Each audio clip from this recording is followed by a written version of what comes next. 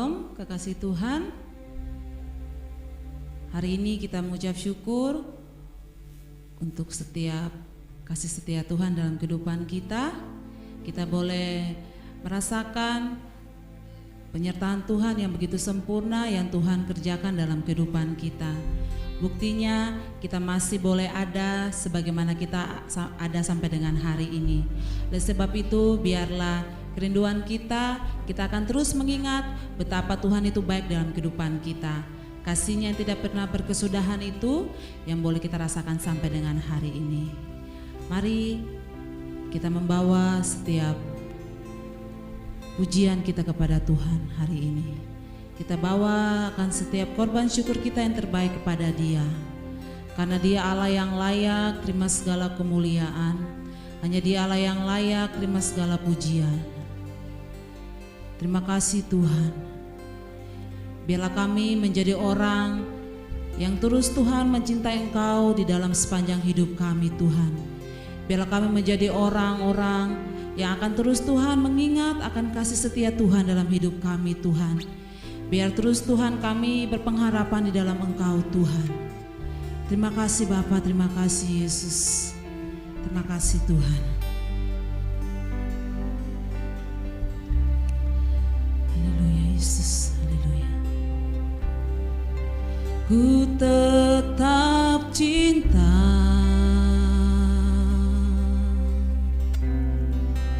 ku tetap cinta,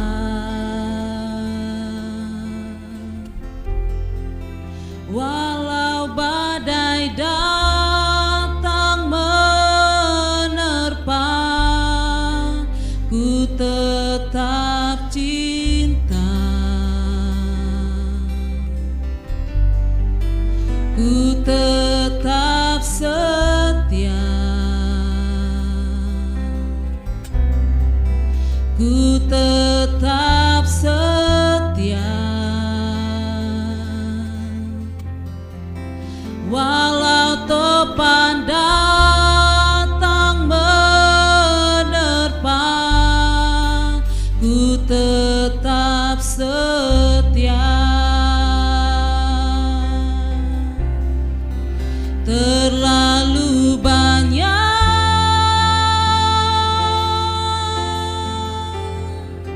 yang Tuhan telah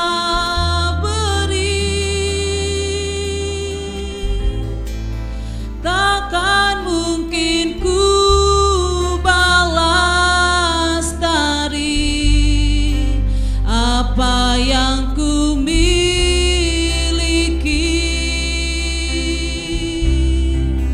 Ku persembahkan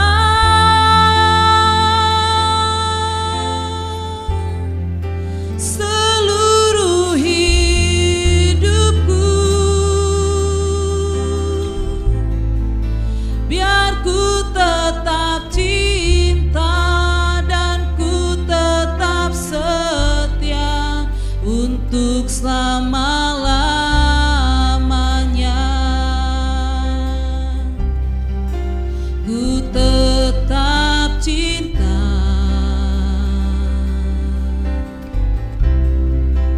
ku tetap cinta,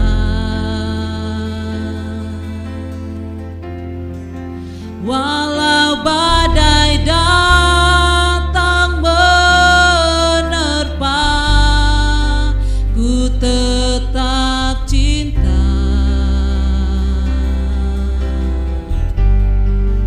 ku tetap setia,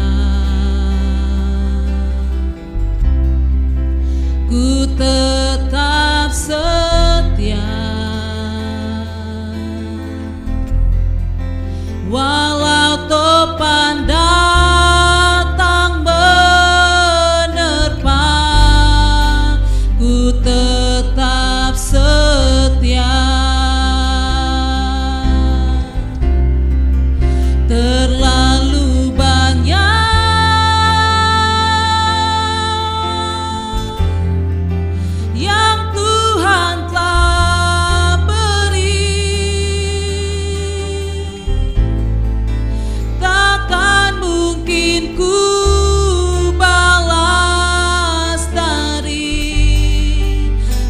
apa yang ku miliki,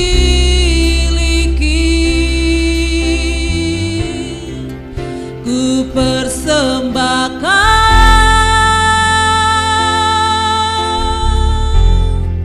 Seluruh hidupku, biar ku tetap cinta dan ku tetap setia untuk selama-lamanya. Terlalu banyak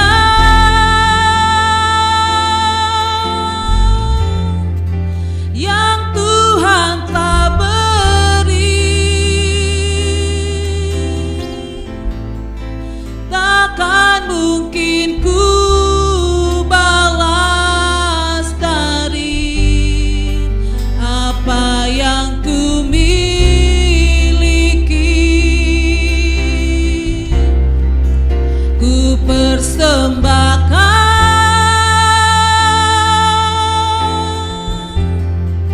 Seluruh hidupku, biar ku tetap cinta dan ku tetap setia untuk selama-lamanya. Terlalu banyak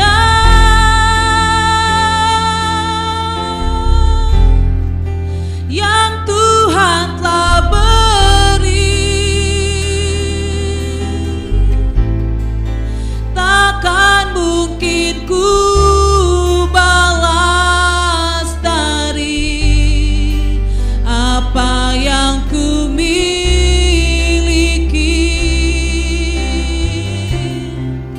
ku persembahkan.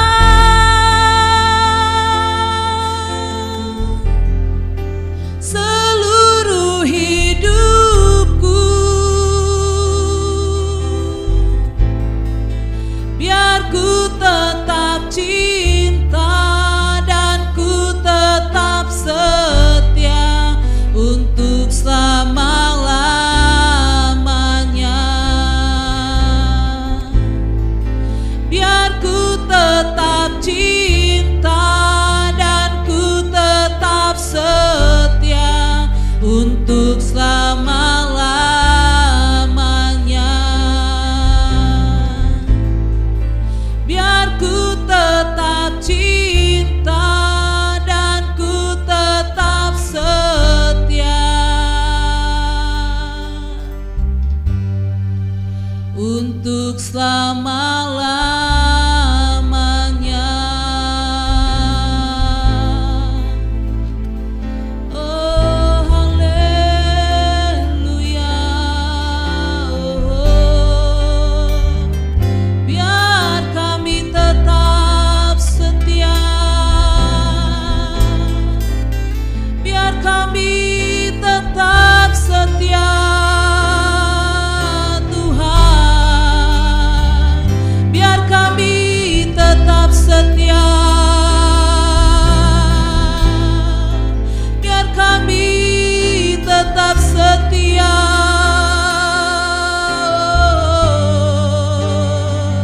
Kami tetap setia Tuhan, kami menjadi orang-orang yang setia di hadapan-Mu Tuhan, menjadi orang yang tetap setia, menjadi tetap setia bagi-Mu, tetap setia di dalam panggilan-Mu, tetap setia Tuhan di dalam panggilan-Mu. Syukur, syukur, oh, haleluya, oh, Yesus.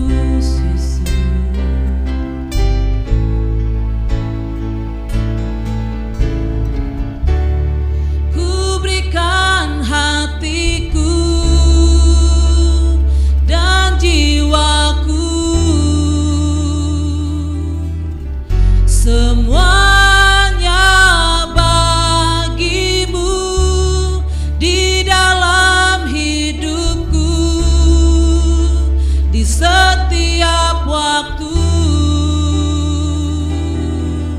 Nyatakan jalan-Mu, ku berikan hatiku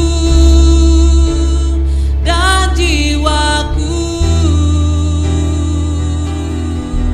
Semuanya bagi-Mu di dalam hidupku, di setiap waktu. Nyatakan jalan-Mu, ku berikan hatiku dan jiwaku. Semuanya bagi-Mu di dalam hidupku, di setiap waktu. Nyatakan jalan-Mu, ku berikan hatiku. Untuk hambanya saya persilakan. Dan jiwaku.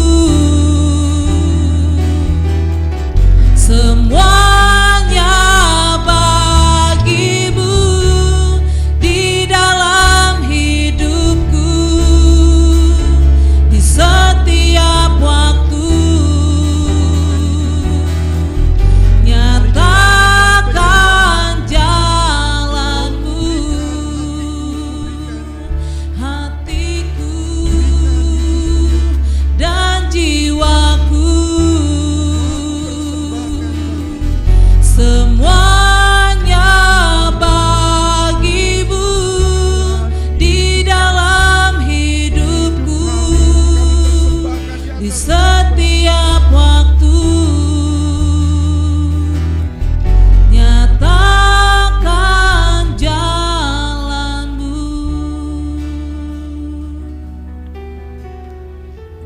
Bapa, kami mempersembahkan seluruh hidup kami di atas mezbah-Mu sebagai korban persembahan yang berkenan di hati Tuhan. Kami menyadari betapa pentingnya hidup kami. Itulah sebabnya hidup kami persembahkan untuk hormat kemuliaan. Setiap saudara-saudara kami hari ini mengalami lawatan Tuhan dan secara khusus mengalami perjumpaan dengan firman. Mereka diubah cara pandangnya, mereka diubah sikap hidup dan perilakunya, dan mereka memberikan secara total seluruh hidupnya. Terima kasih Tuhan. Roh Kudus, kami mengundang Engkau hadir melawat kami, mengurapi kami dan memberikan pencerahan kepada kami, sehingga firman-Mu boleh kami mengerti, kami pahami, dan secara khusus kami akan melakukan. Terima kasih Tuhan, kami berdoa dan memberkati firman-Mu. Demi nama Yesus kami berdoa. Amin. Salam, Tuhan memberkati kita, kekasih Tuhan. Pada hari ini saya akan menyampaikan satu khotbah yang saya beri judul Hidup Ini Penting. Sebelumnya saya menemukan sebuah tulisan dari puisi seorang yang bernama Ali Hasmi. Judul puisi ini adalah Menyesal. Pagiku hilang sudah melayang, hari mudaku sudah pergi, kini petang sedang membayang, batang usiaku sudah tinggi. Aku lalai di hari pagi, beta lengah di masa muda, kini hidup meracun hati, miskin ilmu, miskin harta. Apa gunanya aku sesalkan? Menyesal tua tiada berguna, hanya menambah luka sukma. Kepada yang muda aku harapkan teratur barisan di pagi hari menuju arah padang bakti.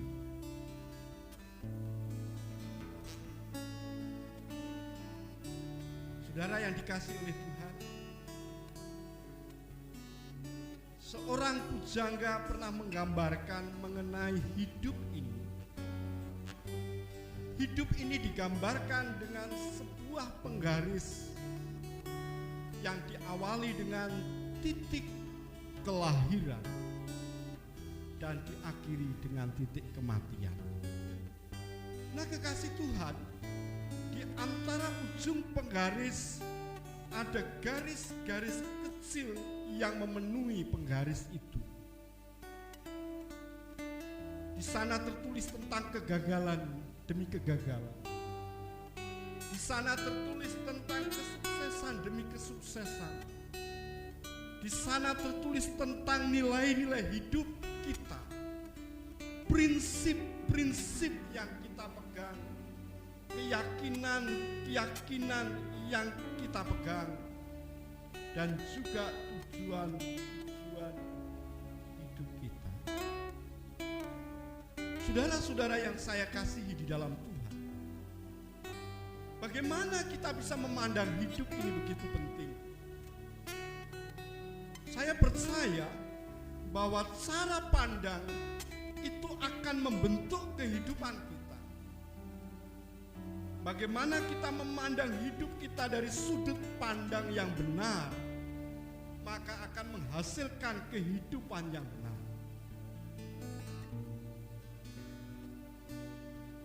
Contohnya apabila seorang pembisnis mengatakan bahwa kesempatan untuk meraih kekayaan itu adalah sesuatu yang penting, maka di dalam filosofinya yang dibangun adalah waktu adalah uang. Yang menggunakan waktu untuk mengejar uang oleh karena apa yang ada di dalam cara pandangnya yang terpenting adalah uang, dan menggunakan kesempatan sebaik-baiknya itu adalah cara yang dilakukan. Saudara, hari ini saya akan mengajak untuk melihat sebuah ungkapan yang begitu dalam dari seorang yang pernah mengalami pahit getirnya kehidupan. Hampir sisa-sisa hidupnya dari pengalamannya berjumpa dengan Tuhan, dia habiskan untuk mencari hadirat Tuhan, melayani Tuhan, dan memberikan secara total hidupnya kepada Tuhan. Orang itu bernama Paulus, dan di dalam tulisannya yang hari ini saya akan bagikan buat saudara, bagaimana dia menjalani hidup dan mengakhirinya. Tes yang akan saya ajak saudara sekalian membuka di dalam surat 2 Timotius pasal 4 ayat 6 hingga 8. Firman Tuhan berbunyi demikian, mengenai diriku, darahku sudah mulai dicurahkan sebagai persembahan, dan saat kematianku sudah dekat. Aku telah mengakhiri pertandingan yang baik. Aku telah mencapai garis akhir, dan aku telah memelihara iman. Sekarang telah tersedia bagiku mahkota kebenaran yang akan dikaruniakan kepadaku oleh Tuhan, Hakim yang adil, pada harinya, tetapi bukan hanya kepadaku, melainkan juga kepada semua orang yang merindukan kedatangan.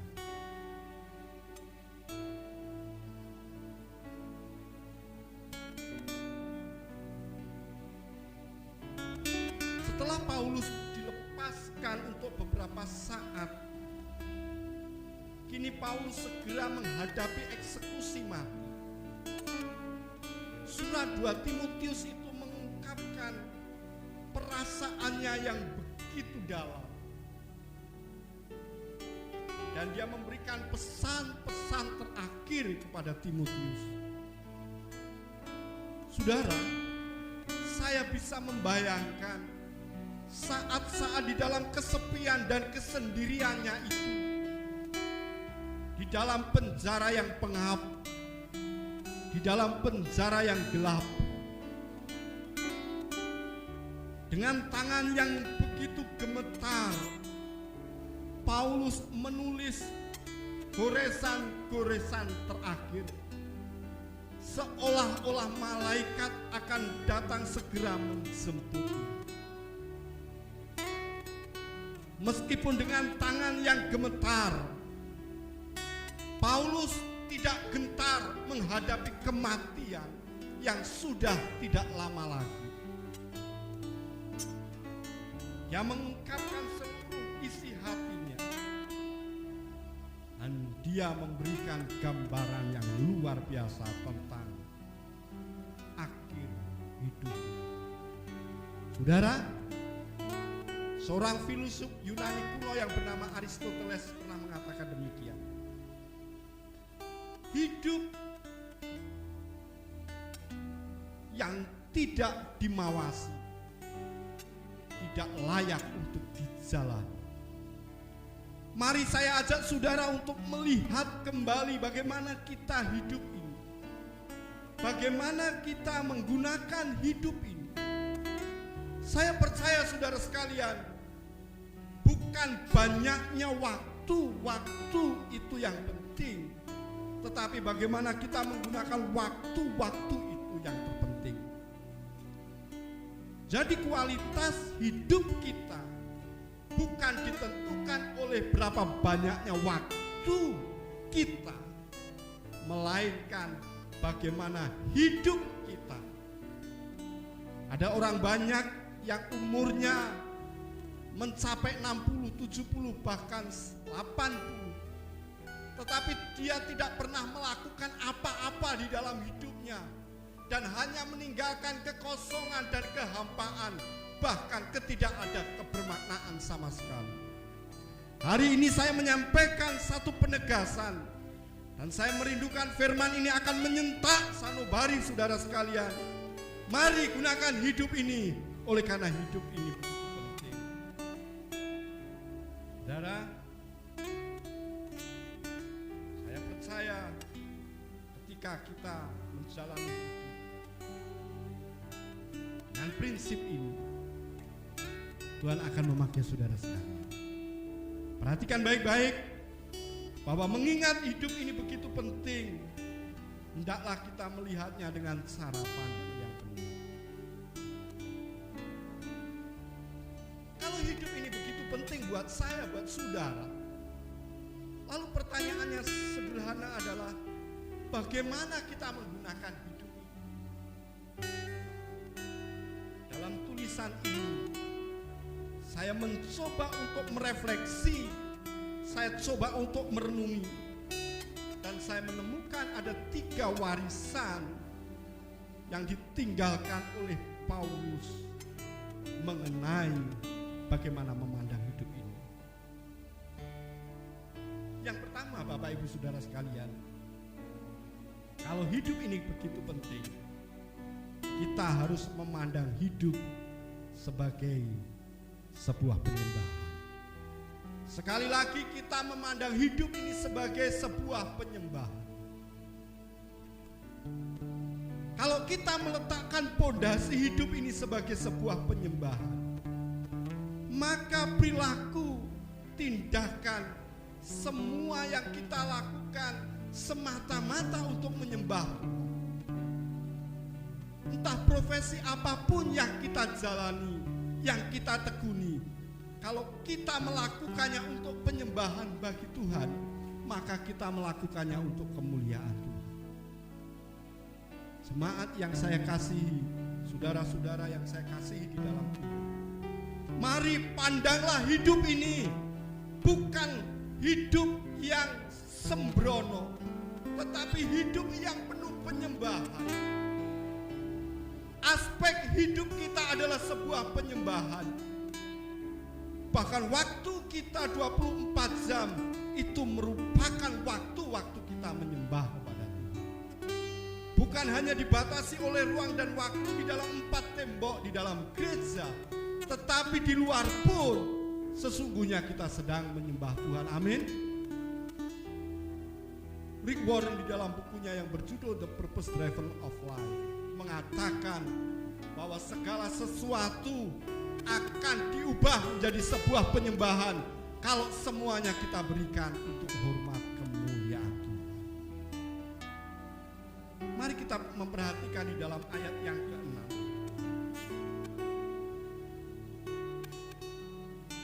Mengenai diriku, darahku sudah mulai dicurahkan sebagai persembahan dan saat kematianku sudah dekat.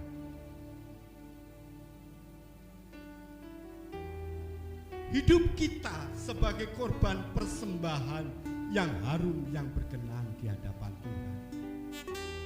Saudara, ketika saya menemukan kata mengenai darahku sudah dicurahkan, Paulus sedang meminjam sebuah gambaran tradisi Romawi, di mana setiap orang apabila mengakhiri sebuah pesta, mereka saling mencurahkan anggur ke tanah sebagai korban persembahan kepada para dewa. Paulus meminjam gambaran bahwa darahnya sudah dicurahkan sebagai korban persembahan dan saat kematiannya sudah dekat. Saya tidak tahu beberapa hari ke depan dia akan menghadapi eksekusi mati. Tapi dia dengan sadar betul meletakkan hidupnya di atas pengertian dan filosofi bahwa seluruh hidupku adalah penyembahan. Kalau hidup kita merupakan satu penyembahan di hadapan Tuhan, betapa kita menyadari hidup kudus dan berkenan tak bercacat di hadapan-Nya. Apa yang sedang kita pikirkan, apa yang sedang kita rasakan, dan apa yang sedang kita lakukan, apabila semuanya dinafasi dengan sebuah penyembahan, maka kita memberikan semuanya untuk hormat kemuliaan bagi Tuhan. Hidup sebagai penyembahan itu mendatangkan hormat kemuliaan bagi nama-Nya. Pada waktu kita menghembuskan nafas yang terakhir, pertanyaannya adalah, apakah hidupku di akhir di mana aku akan meninggalkan dunia ini? Aku sudah memberikan hidupku secara total pada Aku mengejar hadirat-Nya, aku mencari wajah-Nya, aku merindukan persekutuan yang intim, yang dekat, yang dalam, yang hanya untuk kemuliaan Tuhan. Berapa banyak kita mengejar harta, kenikmatan, kejayaan, kemakmuran, dan semuanya hanya berfokus kepada kita, hanya untuk memuaskan keinginan kita. Saudara, dengarlah baik-baik. Hidup kita ini singkat. Beri hidup kita untuk hormat kemuliaan Tuhan, oleh karena hidup kita adalah penyembahan. Amin. Berapa banyak yang hari ini akan mengambil keputusan, aku ingin memberikan hidupku bagi Tuhan. Aku menyerahkan hidupku bagi Tuhan. Aku memberikan secara total untuk penyembah. Entah saudara ada di ruang di mana saudara beribadah, entah saudara ada di luar, saudara melakukan kegiatan aktivitas, lakukanlah ini sebagai sebuah korban persembahan di hadapan.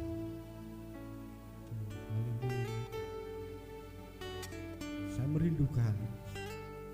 merindukan saudara-saudara sekalian mulai disentak dan disadarkan oleh Roh Kudus, dan saudara mengalami lawatan Tuhan, mengizinkan hidup saudara dirembesi oleh hadirat Allah. Saudara mulai memiliki sudut pandang yang baru. Saudara mulai meletakkan sebuah filosofi yang benar, bahwa hidupku adalah hidup untuk menyembah. Tuhan memberkati kita. Yang selanjutnya, kekasih Tuhan, mari kita melihat bagian yang kedua, yang tidak kalah penting. Ayat yang ke-7, aku telah mengakhiri pertandingan aku telah mencapai garis akhir dan aku telah memelihara iman. Kalau hidup itu penting, bagaimana kita memandang hidup? Yang kedua, saudara sekalian, kita memandang hidup ini sebagai sebuah pertandingan. Saya mengibaratkan bahwa dunia yang kita pijak ini merupakan satu arena di mana kita bertanding. Sebuah gelanggang di mana kita bertanding. Saudara adalah seorang petarung yang ulung. Kalau kita adalah seorang petarung yang ulung, tidak peduli saudara berapa kali saudara jatuh tergeletak, mari kita dengan Tuhan bangkit kembali, saudara. Saya percaya kalau hidup merupakan sebuah pertandingan,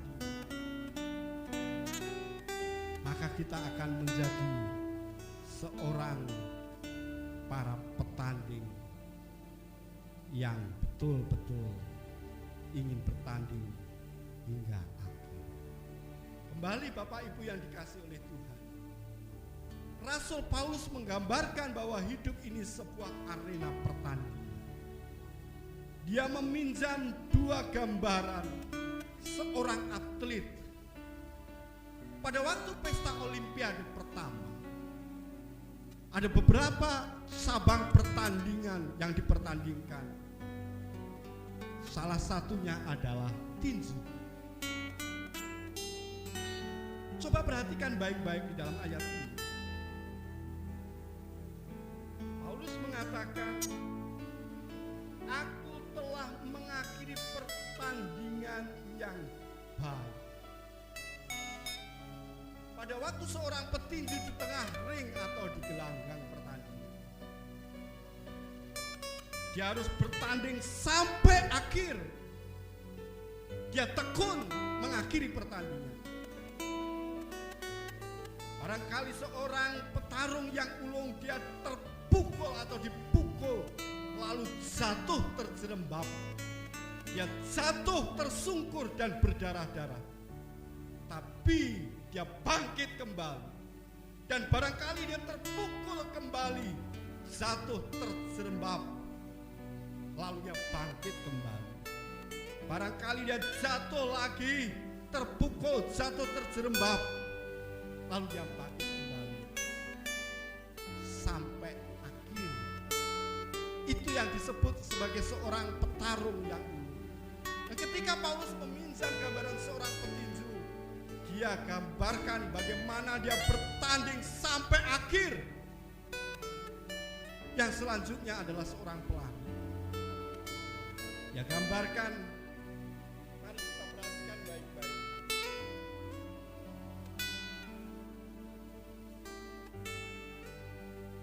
Aku telah mencapai garis akhir. Seorang pelari, dia mengakhiri sampai akhir, sampai finish.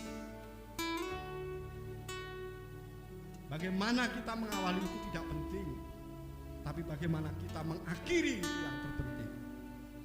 Yang terakhir dia gambarkan sebagai seorang hamba yang sedang dipercayai oleh tuannya untuk memelihara harta kesayangannya. Dia katakan, aku telah memelihara iman. Tiga gambaran yang diungkapkan oleh Paulus menyimpulkan bagaimana dia sebagai seorang petarung yang ulung. Hidup ini adalah gelanggang perjuangan kita. Dan pada waktu akhirnya kita harus tuntas. Hidup ini adalah pertandingan. Saudara yang dikasihi oleh Tuhan, bulan-bulan yang kita jalani, kita sedang diperhadapkan dengan kesulitan demi kesulitan. Corona bukan hanya menghantam perekonomian, tetapi juga menghantui banyak orang. Kesehatan dipertaruhkan. Situasi-situasi seperti ini bisa kita lihat di kanan kiri kita. Ada ribuan bahkan jutaan karyawan di PHK. Mereka menganggur dan kehilangan pekerjaan mereka. Ada orang-orang yang mulai dirumahkan. Saudara, saya tidak bisa membayangkan apa yang terjadi. Inilah situasi yang terjadi. Tapi bagi saudara, mari kita bertanding. Kita bertanding sampai akhir. Dan saudara dan saya ditakdirkan untuk berdiri menjadi seorang pemenang. Yang selanjutnya, kita memandang hidup ini sebagai sebuah pengabdian. Ayat yang ke-8 sebagai ayat yang terakhir.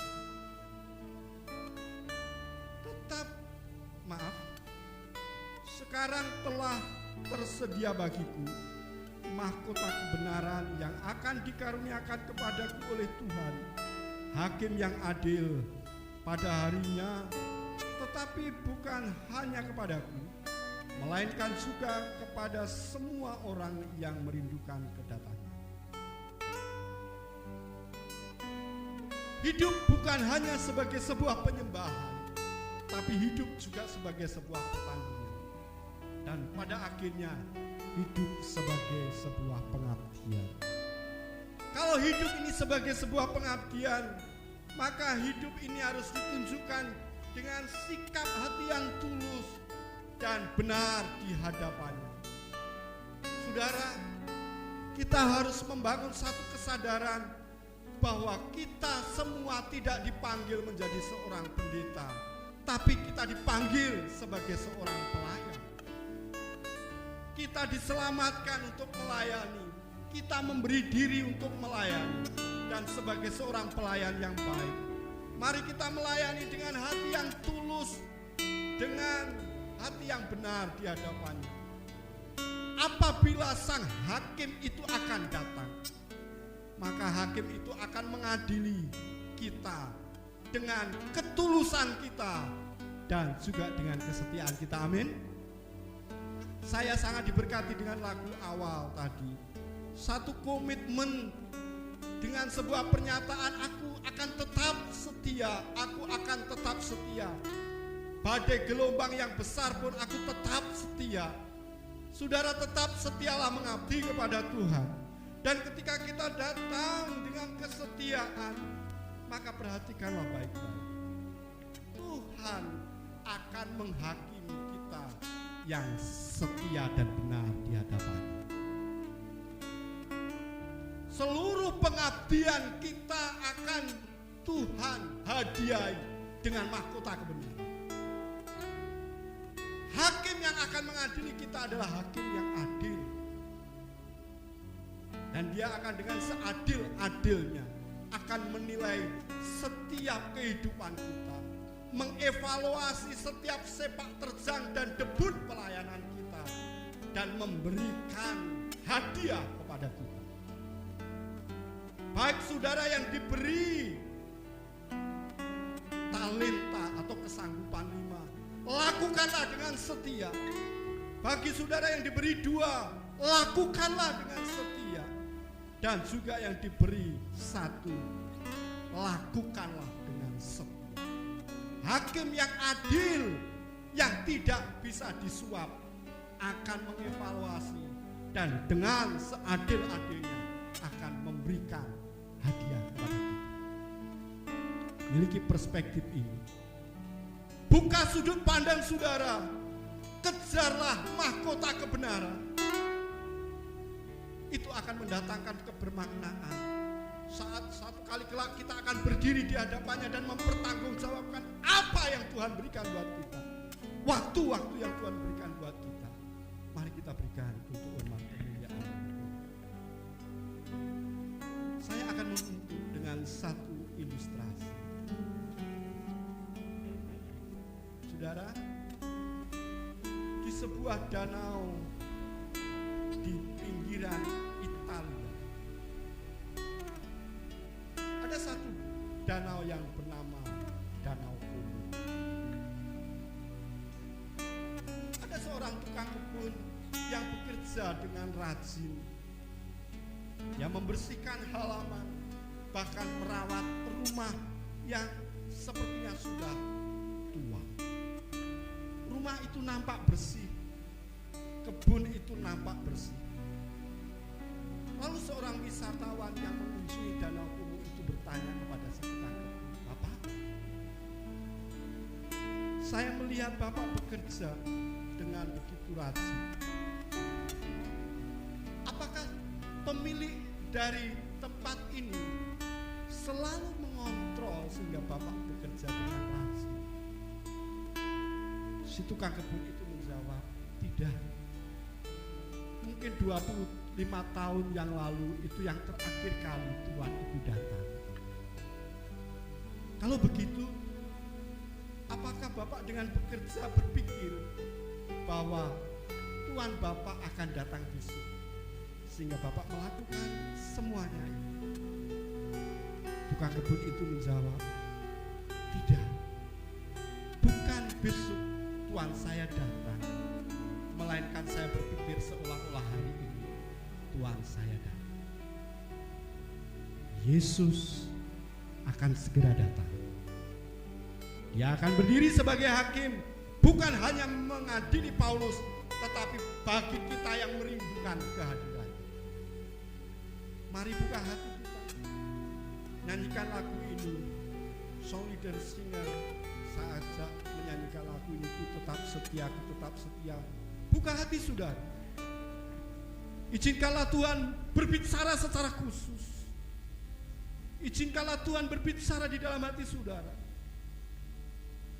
Saya mengajak saudara, hidup saudara bukan hanya mencapai titik sukses lalu saudara puas.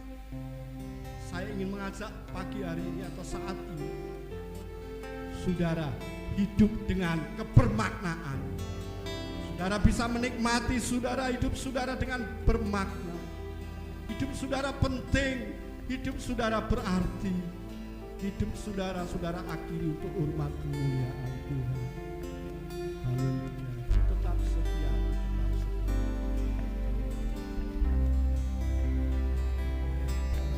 setia. Ku tetap cinta. Ku tetap cinta.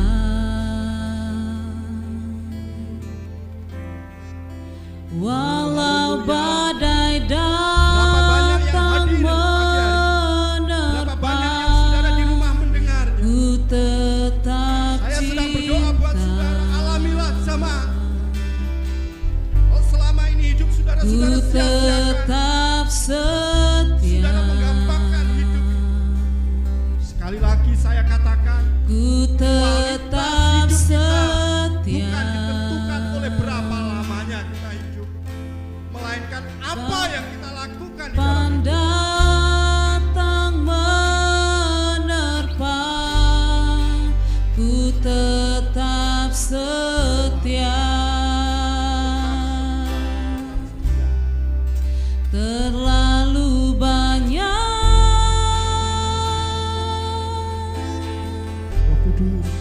yang Tuhan telah beri.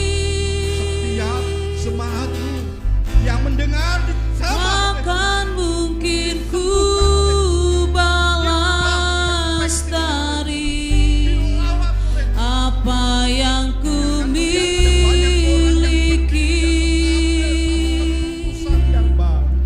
Ku persembahkan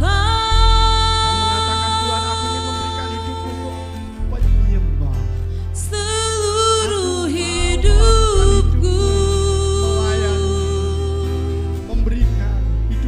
biar ku tetap cinta, biar ku tetap setia untuk selama-lamanya. Terima kasih Tuhan. Biar ku tetap Terima kasih untuk firman. Sekali lagi aku berdoa, dalam nama Tuhan Yesus saudara-saudara kami dijamah oleh Tuhan dan diberkati oleh firman. Haleluya.